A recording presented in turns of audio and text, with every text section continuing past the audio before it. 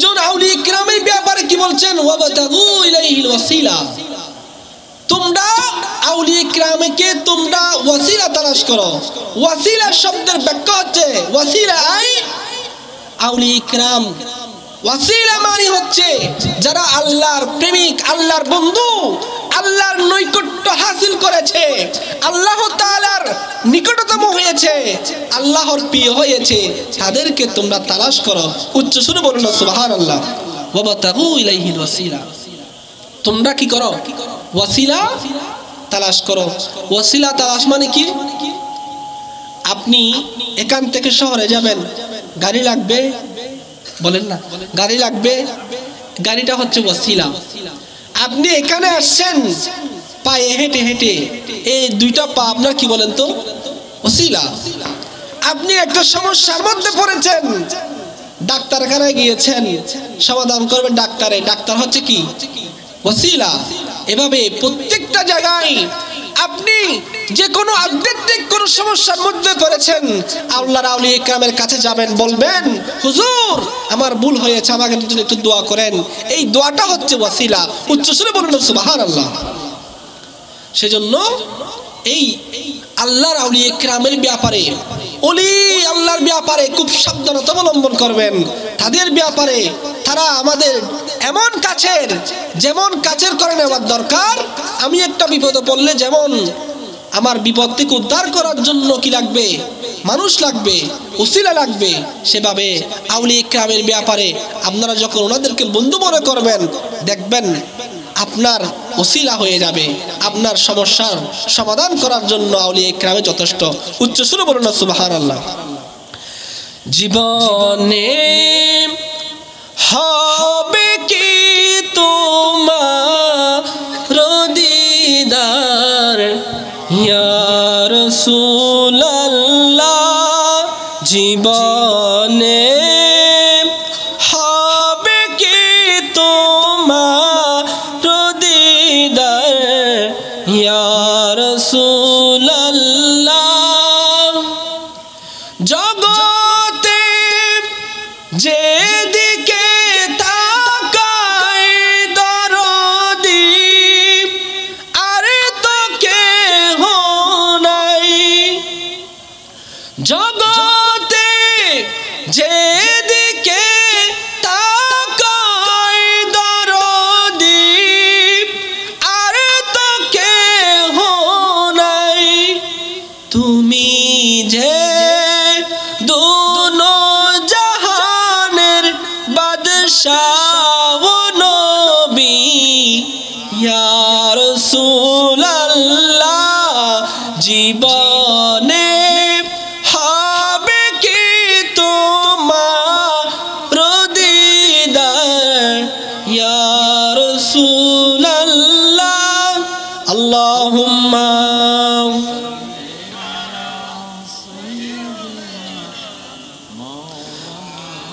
মুহাম্মদ ওয়া আলা আলি সাইয়্যিদিনা। সম্মানিত হাজিরিন উপস্থিতি, আল্লাহ সুবহানাহু ওয়া তাআলা অন্য জায়গায় বলেছেন কি? ইয়া আইয়ুহাল্লাযীনা আমানুত্তাকুল্লাহা ওয়া কুনু মা'আস সাদিকিন। ও ঈমানদাররা, যারা তোমরা ঈমান এনেছো, যারা আল্লাহ এবং রাসূলকে বিশ্বাস করেছো, তোমরা সত্যবাদীদের সঙ্গে হয়ে যাও। তার মানে তোমরা আউলিয়া কিরাম, যারা আল্লাহর বন্ধু, তাদের সঙ্গে হয়ে যাও।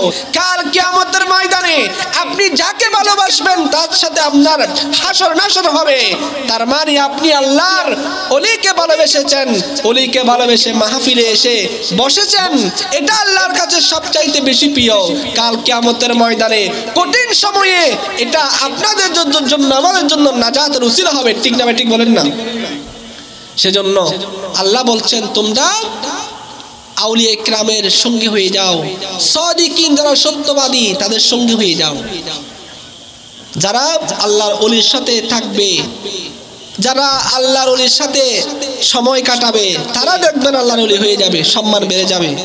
সম্মানিত উপস্থিতি, আমি বেশিক্ষণ আর করব না।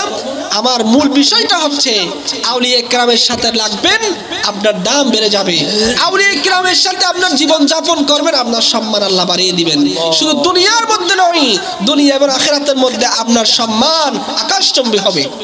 আল্লাহ সুবহানাহু ওয়া তাআলা আমাদের সবাইকে আউলিয়া কেরামের সঙ্গে থেকে জীবন যাপন পরিচালনা করার তৌফিক দান করুক। সবাই বলি আমিন। আরেকটা কথা, সবচেয়ে বড় বিষয় যে আউলিয়া কেরাম তিন ধরনের হয়। কয় ধরনের হয় বলেন না? কয় ধরনের? একটা হচ্ছে আল্লাহ প্রদত্ত। একটা কি প্রদত্ত?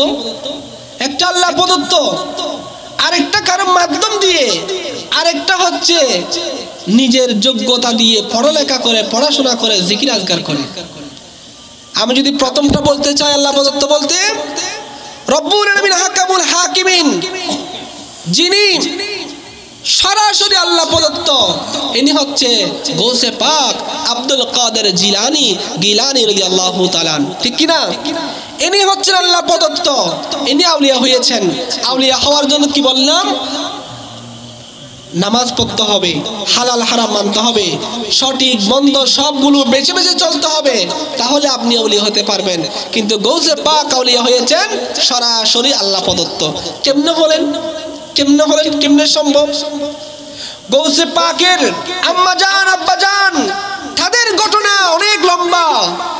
আবু সালেহ মুসা জঙ্গি, ওনার আব্বা জান, ওনার আব্বা আম্মা জানের ঘটনা আপনারা অনেকে জানেন। ওনাদের মিলনের কারণে একজন যে সন্তান জন্ম নিয়েছেন, ইনি হচ্ছেন হযরত আব্দুল কাদের জিলানী রাদিয়াল্লাহু তাআলা। তাহলে এখান থেকে বুঝতে হবে, মা এবং বাবা ঠিক হলে সন্তান কি হবে?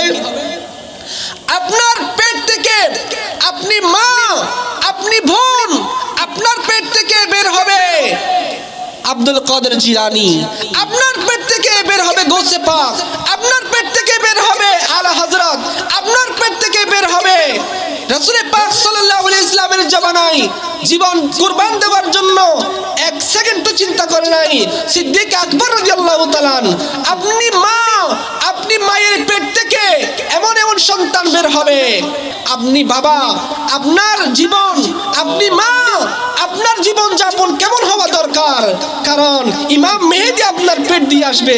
সেজন্য সম্মানিতা মা বোনরা, ভাই এবং বন্ধুরা, আপনাদেরকে বিনীত অনুরোধ করব, এই টিকটকের জীবন, ফেসবুকের জীবন, বিহায়াপনার জীবন, এই দুনিয়াবি রং তামাশার জীবন, সবগুলোকে তুচ্ছ মনে করে আল্লাহ এবং রাসূলকে রাজি করে, খুশি করে জীবন যাপন করার চেষ্টা করতে হবে, ঠিক কিনা বলেন? এটা হচ্ছে আল্লাহ প্রদত্ত। আরেকটা হচ্ছে নেগাহ কারাম, মানুষের আল্লাহর ওলি কিরামের নজরের মধ্যে আউলিয়া হওয়া। গাউসে পাক আব্দুল কাদের জিলানী একজন চোর ডাকাতকে ওলি বানিয়েছেন। ডাকাতের কথা আপনারা সবাই জানেন, চোরের কথা এটা বলি, ওনে আফজাল বানিয়েছে, কুতুব বানিয়েছেন। একজন আল্লাহর গৌসে পাক আব্দুল কাদের জিলানী ঘরে ঢুকলেন, ওনার ঘরের ভিতরে একজন চোর চুরি করার জন্য ঢুকলেন খাটের নিচে। ঢোকার পরে উনি রাত হয়ে গেল, আর বের হতে পারে নাই। উনি ফজরের ওয়াক্ত পর্যন্ত অপেক্ষা করলেন, কিন্তু বের হতে পারে নাই। বের হওয়ার জন্য যখন চাচ্ছে, তখন এই সমস্যা হয়ে যাচ্ছে। হঠাৎ করে সিরিয়া থেকে একদল মেহমান আসলেন। হুজুর, গৌসে পাক আব্দুল কাদের জিলানীকে বলছেন, হুজুর, আমাদের এলাকার মধ্যে অনেক ধরনের সমস্যা, আমাদেরকে একজন আল্লাহর ওলি দেন, আমাদেরকে একজন আলেম দেন, একজন আমাদেরকে আল্লাহর বুজুর্গ মানুষ দেন, আমাদের এলাকার মধ্যে আবাদ করতে হবে। তখন গৌসে পাক আব্দুল কাদের জিলানী রাদিয়াল্লাহু তাআলা বলছেন, ও সিরিয়ার মানুষেরা, তোমরা আমার কাটের নিচ থেকে একজন আল্লাহর ওলি আছে, আমার কাটের নিচের আল্লাহর ওলিকে তোমরা তোমাদের কাছে নিয়ে যাও। চোর বলে, কি? আমি তো চোর, আমি কেমন আল্লাহর ওলি হলাম? তখন গৌসে পাক ওই চোরকে কাটের নিচ থেকে বের করে আনলেন, হাউমাউ করে জড়িয়ে ধরলেন, হুজুর হুজুর, আমি আজ চুরি করবো না, আমাকে ক্ষমা করে দাও। তখন গৌসে পাক বললেন, তোমাকে এমনি ছাড়বো না, তুমি ওদের সাথে চলে যাও, তুমি ইসলামের দাওয়াত দাও। হুজুর, আমি তো দাওয়াত দিতে পারি না, আমি ইসলাম বুঝি না। তখন গৌসে পাক আব্দুল কাদের জিলানী ওনার দিকে তাকালেন এবং জড়িয়ে ধরলেন। সঙ্গে সঙ্গে আল্লাহর মারফতি আলমগুলো ওনার সিনায় ঢুকে গেলেন। আল্লাহর ওলি হয়ে গেলেন। উচ্চ সুরে বলুন সুবহানাল্লাহ। নেকাহ কারামের কারণে আল্লাহর ওলি হওয়া যায়। আরেকটা হচ্ছে ইসলামী জ্ঞান, কোরআন হাদিসের জ্ঞান অর্জন করে, জিকির আজগার করে, নামাজ কালাম পড়ে আল্লাহর ওলি হওয়া, আল্লাহর ওলি হওয়া। সেজন্য আপনারা চাইলে আল্লাহর ওলি হতে পারবেন। আপনি চাইলে আল্লাহর ওলি হতে পারবেন। আপনার সন্তানকে ডাক্তার বানান, ইঞ্জিনিয়ার বানান, আপনার সন্তানকে পাইলট বানান, আপনার সন্তানকে পুলিশ বানান, কোনো সমস্যা নাই। এটা হচ্ছে দুনিয়াবি। কিন্তু আপনার সন্তান যদি আল্লাহর ওলি হয় তাহলে দুনিয়ার মধ্যেও শান্তি, আখিরাতের মধ্যেও শান্তি। একজন বাবা আমার পায়ে ধরে বললেন, হুজুর বড়ই সমস্যার মধ্যে আছি, আমার সন্তান আমাদেরকে দেখে না, আমার সন্তান আমাদেরকে খাওয়ায় না, আমার সন্তান আমাদেরকে মারধর করে। তখন বললেন, আপনার সন্তান কি? বলে, আমার সন্তান অনেক বড় চাকরি করে। লেখাপড়া? বলে, আমার সন্তান এই লেখাপড়া করেছে। তখন বললেন, আপনার সন্তান যদি কোরআন এবং সুন্নাহ মোতাবেক জীবন যাপন করত, আপনার সন্তান যদি ইসলামিক জ্ঞান অর্জন করত, নবীর সুন্নাত মোতাবেক জীবন যাপন করত, নবীর সুন্নাতগুলো অন্তরে থাকতো, তাহলে আপনার সন্তান আপনাকে কখনো কষ্ট দিত না।